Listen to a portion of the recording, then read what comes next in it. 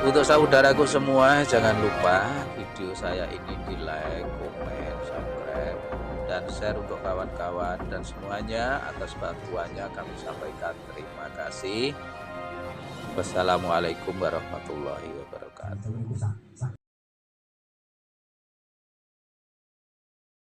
Hadirin, melanjutkan acara kita yaitu Mauidhah Hasanah yang kedua, yaitu dari beliau Romo Kiai Haji Imaduddin Usman Al-Bantani, sekaligus nanti mengimami doa. Kepada beliau dipersilahkan. Assalamualaikum warahmatullahi wabarakatuh. Hamdan lillah, salatan wa salaman ala rasulillah, amma ba'du. Faya ashabal fadail hadaratil mukarramin, para alim, para ulama, para kesepuhan, wabil khusus al-mukarram al-musharraf Sayyid Zulfikar Asy-Syaibani mata'anallah bi thuli hayatih, Kiai Saifuddin Zuhri, Kiai Ismail, Kiai Badru, Ketua PWI-LS DPW Jawa Timur Kiai Haji Syekhur Rijal, Ketua DPD PWI-LS Kabupaten Blitar Kiai Khairul Al-Hafid Al-Hamil, para panitia, wabil khusus Ketua Ki Ahmad, Panglima Laskar Sabilillah Kabupaten Blitar, para sahabat-sahabat yang telah dilantik dari DPD PWI-LS Kabupaten Blitar, Bapak Camat, Bapak Kapolsek, dan seluruh para hadirin hadirat ma'asyiral muslimin, para pecinta Wali Songo di mana saja Anda berada, wabil khusus yang hadir pada kesempatan malam hari ini di bumi Loh Daya, bumi di mana di bumi ini terbaring pejuang Indonesia, proklamator kemerdekaan Indonesia, putra sang fajar, Bapak Insinyur Soekarno. Malam hari ini pengajian juga dalam rangka memperingati Hari Kebangkitan Nasional. Hari Kebangkitan Nasional diperingati tanggal 20 Mei. Pada hari itu, pada tahun 1908 terbentuklah Budi Utomo. Sebelumnya terbentuk Syarikat Islam pada 1905. Kemudian terbentuk Budi Utomo 1908. Kemudian terbentuk pula Muhammadiyah 1912. Kemudian terbentuk Nahdlatul Ulama 1926 dalam rangka menyongsong kemerdekaan 1945. Tidak ujuk-ujuk 1945 lahir, kecuali sebelumnya ada kebangkitan nasional, kebangkitan dari seluruh putra-putri Indonesia. Apa itu kebangkitan nasional? Adalah kesadaran bahwa hari ini kita dijajah, kesadaran bahwa masa lalu kita adalah bangsa besar, kesadaran leluhur kita adalah para raja-raja agung, kesadaran bahwa Nusantara adalah peradaban tua di dunia, kemudian dikikis habis oleh para penjajah, kemudian menjadi jajahan puluhan tahun bahkan ratusan. 1901 lahirlah putra sang fajar Insinyur Soekarno di Surabaya, yang kemudian pada tahun 1905 terbentuk Syarikat Islam, kemudian Budi Utomo. Di situ kebangkitan nasional artinya adalah kesadaran bahwa kita bangsa besar yang kalau kita melawan dan kalau kita sadar hari ini kita dijajah, maka kita akan bisa mengalahkan musuh, bahkan mengusirnya dengan kehinaan. Kenapa hari ini kita tidak bisa untuk berdiri tegak sebagai bangsa besar, bangsa yang memiliki sejarah di masa lalu, bangsa yang telah menjadi sebuah bangsa yang telah menghiasi peradaban dunia dengan Gunung Padang, dengan Borobudur, dengan Prambanan, dengan kerajaan besar Majapahit yang menguasai seluruh Asia Tenggara, dengan Mataram, dengan Demak, dengan Banten, dengan seluruh kerajaan-kerajaan besar di tanah Aceh, di tanah Kalimantan, di tanah Sulawesi, di tanah Maluku, di tanah Papua, di tanah Nusa Tenggara, di tanah Bali, di tanah Madura. Semua putra-putra wayah, putra-putra agung Nusantara lahir sebelum kita dijajah. Kita bangsa besar yang Portugis sangat takut kalau menghadapi bangsa Nusantara. Negara-negara Eropa pertama kali datang ke Indonesia ini, mereka menjadi orang yang nervous. Mereka tidak pede menghadapi bangsa Nusantara. Kenapa? Karena bangsa Nusantara ini bangsa yang telah mendapatkan anugerah, diberikan kecerdasan otak. Industri perkapalan kita lebih hebat pada abad ke-15 daripada Eropa. Kapal-kapal Jepara, kapal-kapal Demak, kapal-kapal Banten itu lebih besar daripada kapal-kapal Portugis.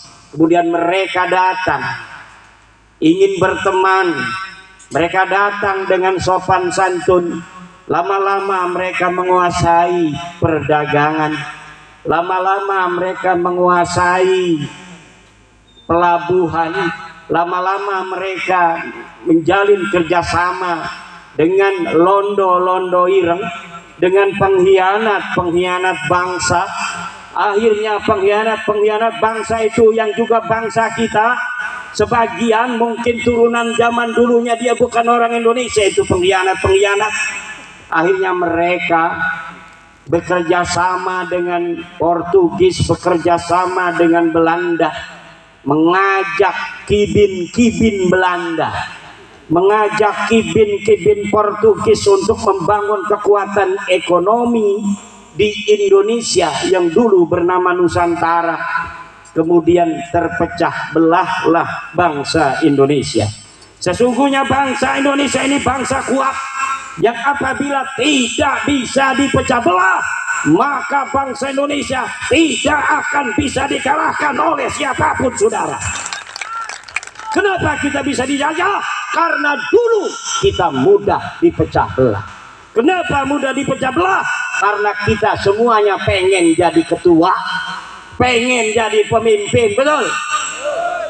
Kalau kita saling menjaga, kalau kita saling menyayangi, agama kita boleh berbeda, saudara. Kita tetap saudara, DNA-nya tetap DNA Nusantara. Kita mayoritas sebagai Islam, tugas kita melindungi yang minoritas.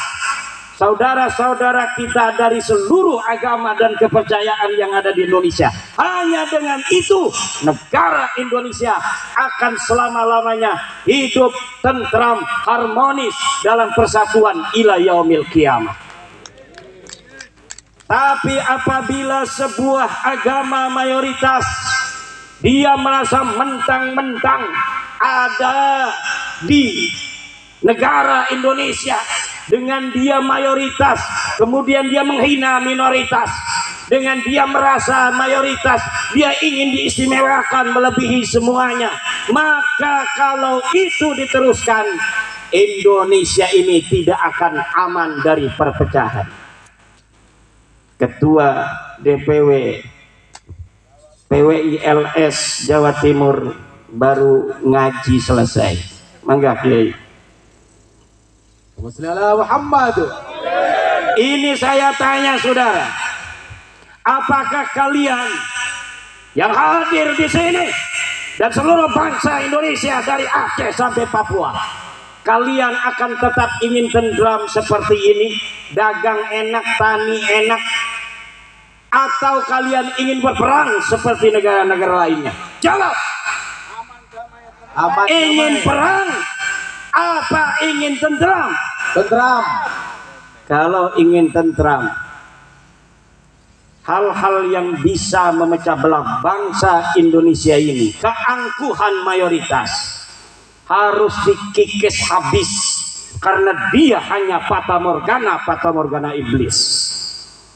Bangsa Indonesia ini akan menjadi bangsa besar jika persatuan dan kesatuan kita kedepankan di atas perbedaan agama, di atas perbedaan suku bangsa, di atas perbedaan primordial.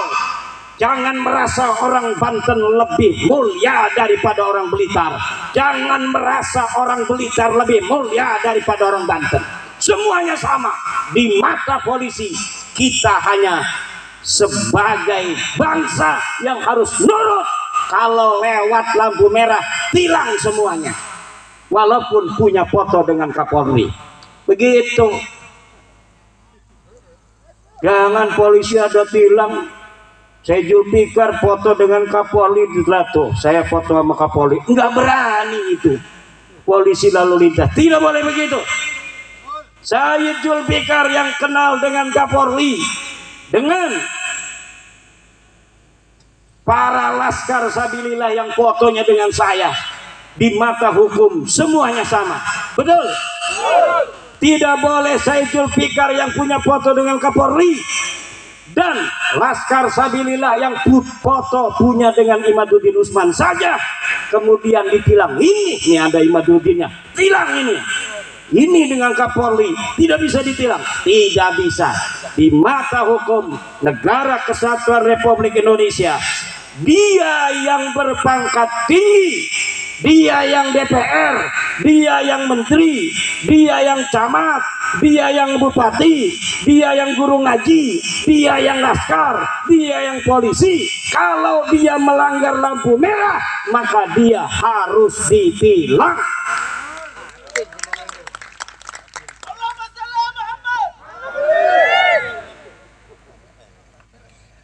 Tidak boleh hukum tajam ke atas, tumpul ke bawah. Salah nggak?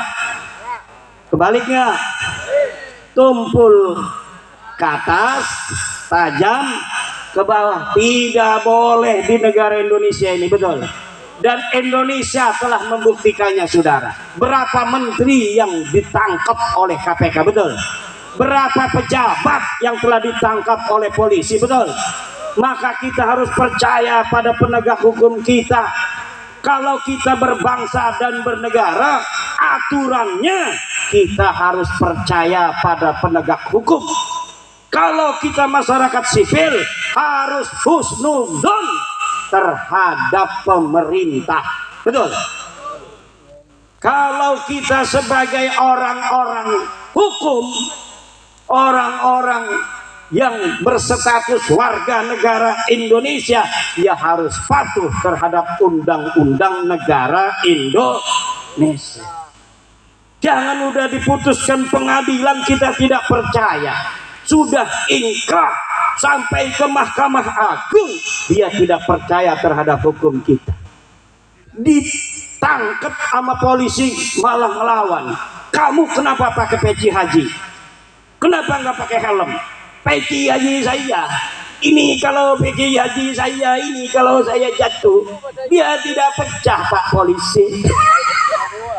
Kalau helm dia pecah, tetap itu tidak SNI, itu yang namanya peci haji. Walaupun sakti, dia sudah dikasih hijab nasor, tetap dia tidak SNI. Kalau dia pakai motor harus ditangkap Pak Polisi, walaupun dia pakai peci haji, sorban, ngomong saya ketua DPD PWI Kabupaten Blitar, tangkap aja kalau dia nggak pakai helm. Saya yang perintahkan, wakil ketua umum DPP PWI pusat, kalau ada laskar pakai motor tidak pakai helm, tangkap Pak Polisi. Setuju? Kalau laskar aja ditangkap, apalagi kibin yang memasukin kuburan, apalagi yang menjaga Nusantara aja.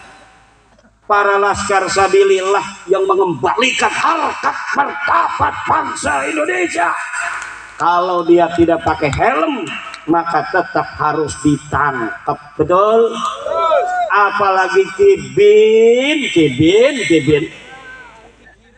kuburan, nggak ada orangnya dibikin kuburan. Betul?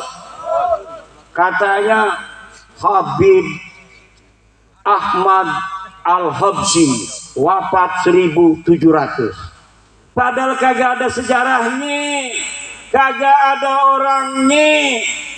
Apabila ada yang begitu, hancurin apa biarin?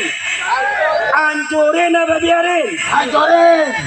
Tadi Sayyid Zulfikar Asy-Syaibani mengatakan salah satu cara para musuh-musuh suatu bangsa ingin menghancurkan bangsa itu adalah rubah sejarahnya, lalu kaburkan sejarahnya. Orang-orang yang berjuang di bangsa itu kemudian dianggap sebagai pecundang pada masa perjuangan, kemudian dianggap sebagai pahlawan. Ini melongo kenapa? Apakah betul ini telah terjadi di negara kita? Betul apa tidak? Kalau begitu, siapkah kita berjuang menjaga marwah leluhur kita? Siap. Menjaga setiap jengkal tanah Indonesia ini? Siap. Siapkah saudara-saudara laskar sabilillah bantu Prabowo, bantu Gibran untuk menjaga bangsa dan negara Indonesia ini? Siap. Siapkah kalian kalau negara kekurangan tentara, kemudian kalian dijadikan tentara paling depan, ditembak paling dahulu kalah? Siap.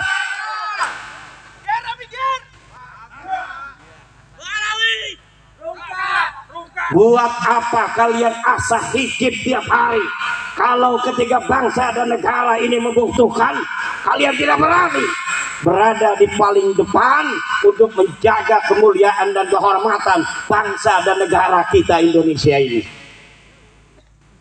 Tidak ada artinya kita hidup tanpa mempunyai peran yang signifikan dan bermanfaat untuk tanah kita, untuk masyarakat kita. Man lam yahtamma bi amril muslimina falaysa minhum.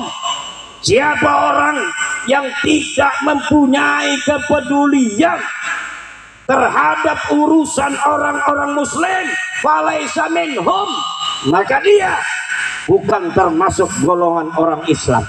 Umat Islam dijadikan budak oleh orang-orang yang mengaku keturunan Nabi, tapi dia diam. Bahkan dia mengatakan, hei PWILS, kalian jangan mencaci, kalian jangan mencaci orang, jaga persatuan, jaga kesantuan. Hei, kalau sama PWILS Anda bilang kita harus jaga kesantunan, kenapa Anda diam ketika Rizik Syihab mencaci maki presiden saya Joko Widodo? Kenapa Anda diam ketika Rizik Syihab mencaci maki waliullah Gus Dur radhiyallahu anhu? Kenapa Anda diam ketika Nahdlatul Ulama dihinakan oleh siapa namanya? Faisal Assegaf. Ketika Mbah Hasim dihinakan Anda diam, Lalu ketika kami putra putri Nahdlatul Ulama membalas semua itu, Anda katakan Anda bukan NU karena Anda mencaci maki. Saya mencaci maki, kita Laskar Sabilillah mencaci maki, bukan orang baik tapi orang yang sukanya mencaci maki. Wa in aqabtum fa'aqibu bimisli ma uqibtum bih. Kalau engkau mau balas, kata Al-Quran, maka balas sebagaimana perbuatan mereka. Dan kita belum seleting balasannya, ini belum selesai, saudara. Betul apa tidak? Sudah banyak yang mereka lakukan, menghina-hina para pemimpin kita, para ulama kita. Betul? Kita hanya ngomong, kamu bukan cucu Nabi, katanya mencaci maki. Kamu DNA-nya bukan DNA turunan Nabi, kamu bukan orang Arab, marah. Padahal itu kajian ilmiah, saudara. Ini ada kitabnya di abad kelima. Ahmad bin Isa kagak punya anak, Ubed. Ada kitab Tahdhibul Ansab, saudara. Ada kitab Muntaqilatul Talibiyah. Ada kitab Al-Majdi. Ada kitab As-Sajaratul Mubarakah. Ada kitab Al-Asili. Ada kitab Al-Fahri. Kapal sampai itu. Masya Allah. Ini bukan fitnah, saudara. Kalau ente bukan cucu Nabi, sadar aja.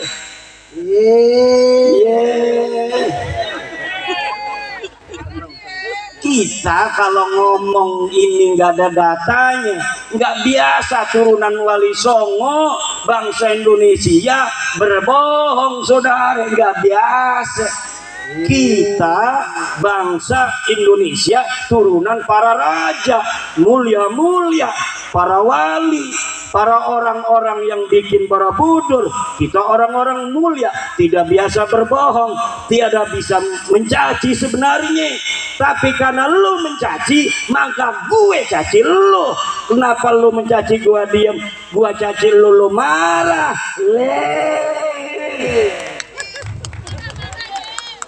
Gimana urusannya ini? Ngajak-ngajak perang sama cucu panglima perang. Aneh apa kagak? Ngajak perang sama cucu pahlawan nasional panglima perang. Aneh apa kagak? Aneh apa kagak?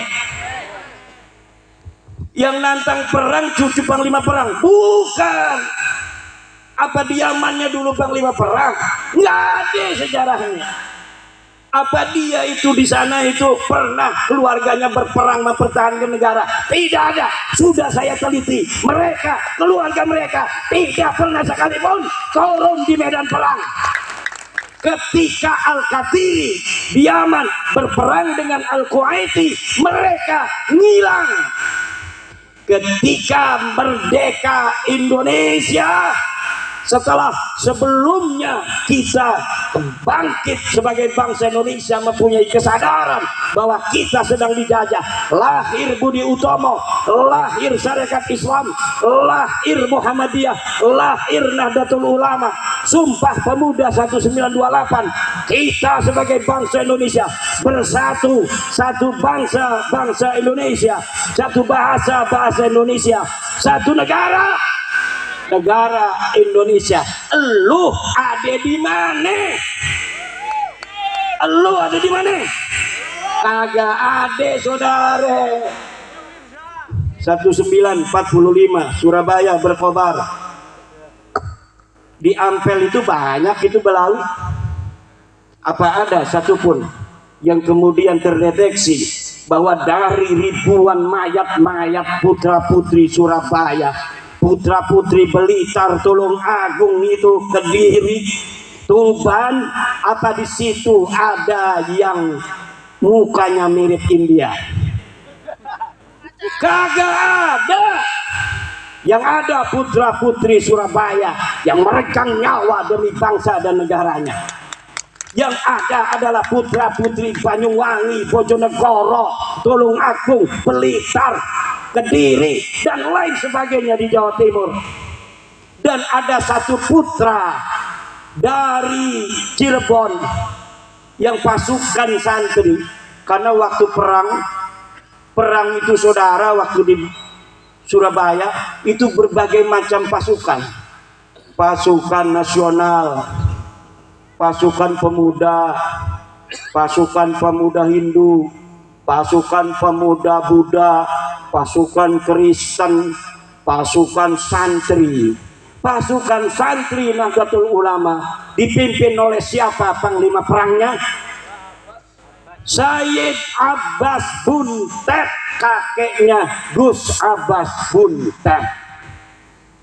Beliau belum datang, Mbah Hasyim Asy'ari. Tunggu dulu, tunggu Ki Abbas dari Cirebon sampai dia datang. Apakah itu Sayyid Abbas Buntet itu hanya dari obrolan para kiai, para ulama kepada santri, kemudian diberikan ceritanya sampai kita hari ini? Tidak, saudara. Perjuangan Ki Abbas Buntet ditulis di majalah The New York Times dari Amerika, ditulis di koran-koran Belanda, koran-koran Inggris, semua datanya lengkap. Tidak boleh seorang pahlawan kemudian dia dijadikan pahlawan sebagai pahlawan nasional, pahlawan kemerdekaan tanpa ada data satupun yang bisa dipertanggungjawabkan. Tidak boleh pahlawan nasional diangkat hanya karena anaknya jadi menteri sosial. Tidak bisa. Tujuh. Putra putri Blitar tanggung jawab. Saya udah pakai keris begini. Kerisnya ada ininya, ya, bukan sembarangan ini keris, ada ininya. Ini ada ceritanya, saudara. Cerita leluhur-leluhur kita masa lalu. Ketika masih masa kerajaan, menyebarkan Islam masing-masing. Joko Tingkir menyebarkan Islam, Raden Patah menyebarkan Islam dengan anaknya Trenggono. Di sana Sunan Gunung Jati menyebarkan. Kemudian ada kerajaan-kerajaan, kadang-kadang politiknya berseberangan. Aryo Penangsang, Pangeran Hadiri, sama-sama tujuannya, kadang-kadang ada salah paham. Karena apa? Beda kerajaan, betul? Maka sekarang ini sudah Indonesia, kita nyaman, tentrem, betul? Jangan sampai berbalik lagi pada masa-masa zaman dahulu kala jadi kerajaan-kerajaan. Nanti saya datang ini, pangeran dari Banten, pangeran Pasuruan, pangeran dari mana itu? Surabaya ya. Nanti kalau ke Blitar disangkain orang asing pakai visa. Betul apa tidak? Kalau kita bisa dipecah belah, misalnya nih orang musuh, Blitar kerajaan sendiri. Kayak di Eropa itu tidak terlalu besar, tapi negaranya banyak, kecil-kecil tapi banyak. Naik kereta aja kita sudah melewati negara lain, tapi harus pakai visa. Jangan sampai di Indonesia seperti itu. Setuju? Siap kita jaga Indonesia selama-lamanya. Kalau siap, kita sebagai mayoritas harus siap melindungi minoritas. Kita sayangi yang beragama-agama lain. Hidayah itu datangnya dari Allah Subhanahu wa Ta'ala. Kita tampilkan Islam yang santun, Islam yang sejuk, Islam yang menjadi rahmat bagi semua alam. Betul? Coba lihat di negara lain, sudah perang, bos. India sama Pakistan udah perang. Berani kagak nanti perang ngajak-ngajak perang. Mendingan kita menjadi bangsa yang santun, bangsa yang harmonis, saling menyayangi. Jangan lagi bohong-bohong aku cucu Nabi. Betul? ente bukan cucu Nabi, ini sudah mustahil ente cucu Nabi. Dari mana aja ente bawa nakib-nakib dari luar negeri, suruh ngomong nasab ente para habaib itu sahih. Orang Indonesia sudah paham semua, sudah baca buku saya, ulama Nusantara menggugat nasab palsu. Datanya sudah qat'iyyud dilalah, sudah tidak bisa lagi ada celah untuk menjawab daripada terputus, dan sudah qat'inya bahwa Ba'lawi bukan keturunan Nabi. Tidak mungkin bisa untuk diganggu gugat lagi. DNA ente bukan orang Arab, pokoknya bukan orang Arab aja. Udah jelas kalau orang Arab J1, ente bukan J1. Jangan ngaku-ngaku lagi di YouTube kita para habaib turunan Rasulullah. Malu. Ini yang nonton sambil nyengir-nyengir sendiri, kagak punya malu lu. Nah ini yang terjadi. Polisi-polisi, para penegak hukum yang dulu, wah ini ada merkosa 31 anak nih, tapi ada al-habsinya. Ini cucu Nabi, jangan. Mungkin dulu-dulu itu mungkin ada sungkan-sungkan, sekarang jedorin aja ke tembok. Setuju apa enggak? Bukan cucu Nabi, udah jelas. Siapa yang tanggung jawab? Imaduddin Usman Al-Bantani, putra Nusantara asli, yang akan bertanggung jawab di hadapan Allah Subhanahu wa taala bahwa habaib itu bukan keturunan baginda Nabi besar Muhammad sallallahu alaihi wasallam. Dan di sana nanti akan didampingi oleh Sayyid Zulfikar dan Kiai Ismail. Jangan takut. Ini kesepuhan ini Masya Allah luar biasa. Di mana saja kegiatan PWI, kalau beliau lagi ada waktu, beliau hadir sampai ke Kresek, kampung saya. Masya Allah. Ini namanya Sayyid Syarif Ismail, kesepuhan Nahdlatul Ulama di Surabaya. Ini Nahdlatul Ulama kita jaga, tapi Nahdlatul Ulamanya harus kembali ke ajaran Wali Songo. Betul? Bagaimana kembali ke ajaran Wali Songo? Yaitu menomorsatukan Nusantara di atas segalanya. Menomorsatukan Nusantara di atas segalanya. Semuanya yang harus dilakukan Nahdlatul Ulama adalah demi sebesar-besar tegaknya persatuan dan kemuliaan bangsa Indonesia. Jangan biarkan warga Nahdlatul Ulama dijadikan budak oleh bangsa lainnya. Jangan jadikan warga Nahdlatul Ulama seperti ayam yang dilemparkan ke mulut buaya. Kenal Kiai Syukran Mamun? Jawab yang keras. Kenal Kiai Syukran Makmun? Kata Kiai Syukran Makmun, kalau ada yang mengaku cucu Nabi, kita muliakan walaupun dia bohong. Kata Kiai Syukran Makmun, karena apa? Karena bohongnya itu urusan dia di hadapan Allah. Tapi dengan dia mengaku cucu Nabi, kemudian kita muliakan, niat kita memuliakan Nabi, kita tetap dapat pahala. Ini walaupun mungkin ada benarnya sedikit, walaupun ada benarnya sedikit, yang banyak itu salah dan pembodohan umat. Karena ini sama saja melemparkan ayam di mulut buaya yang sedang menganga. Betul apa tidak? Udah tahu buaya dilemparin ayam, dimakan. Ini kalau misalnya warga-warga umat Islam, kiainya ngomong begitu, nanti umatnya ini jadi salah tingkah, bahkan salah kaprah.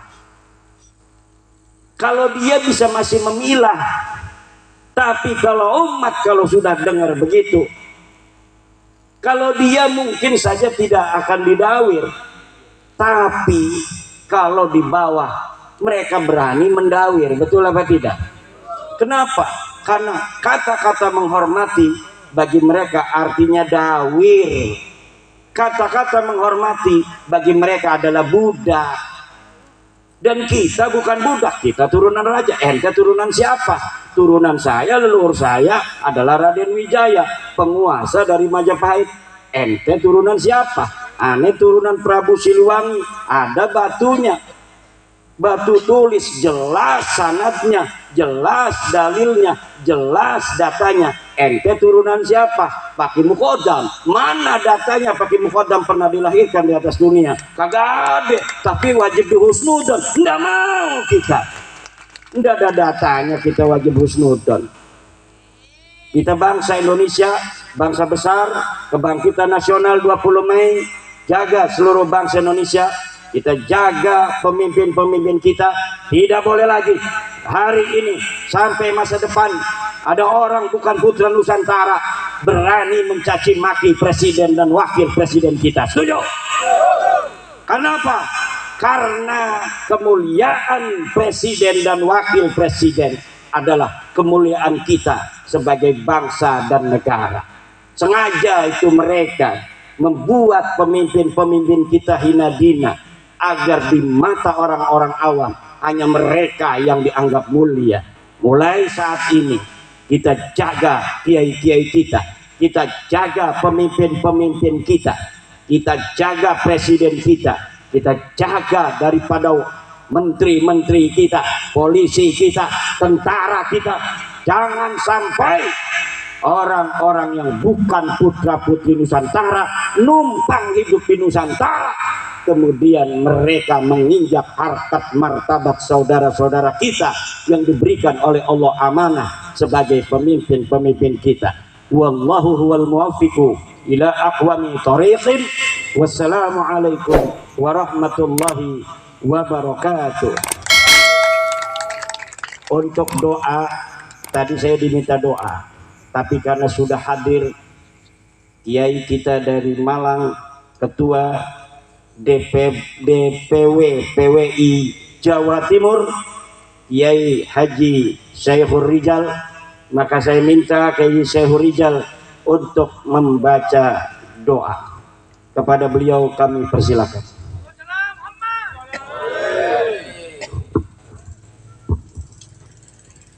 La hadhihi biniyatin salihah. Al-Fatihah.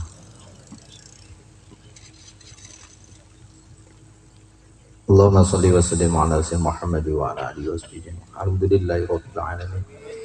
Allahumma salli ala sayyidina Muhammad salatan taqulu li kulli usrin yusra wa li kulli hammin farajan wa li kulli saqamin shifaan wa li kulli da'in dawa'an wa kulli maradin sihhatan wa li kulli faqirin ghaniyan wa ala alihi wa sahbihi ilayna al-iman wa zid fi qulubina wa kari kufra wal fusuq wal isyan min rasidin bi rahmatika ya arhamar rahimin.